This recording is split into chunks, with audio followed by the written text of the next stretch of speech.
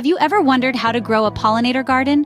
Essentially, it's a garden that attracts and supports pollinators like bees, butterflies, and hummingbirds. These gardens are not just beautiful, they're crucial for our environment too. Well, today you're in luck because we're going to guide you through the process. The first step in creating a pollinator garden is selecting the right plants.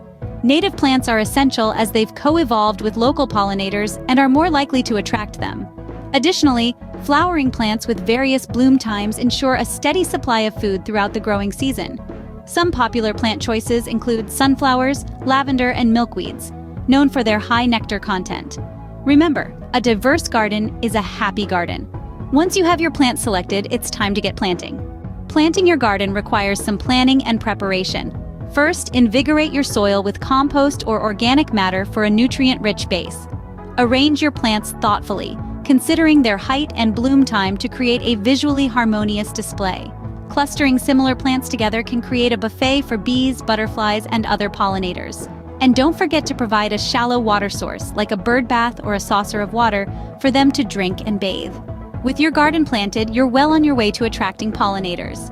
Creating a pollinator garden is just the beginning. It's a living, breathing entity that requires ongoing care and maintenance. This includes regular watering, timely pruning, and managing pests in a manner that won't harm the pollinators.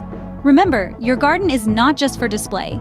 It's a sanctuary for these crucial creatures, so handle it with care and consideration. With regular care and attention, your pollinator garden will flourish and provide a haven for pollinators. Congratulations! You're now equipped with the knowledge to start your very own pollinator garden. Remember, choose the right plants, arrange them thoughtfully, and maintain diligently. Your actions can positively impact local wildlife. If you found this video helpful, please give it a thumbs up and don't forget to subscribe to our channel for more gardening tips and tricks.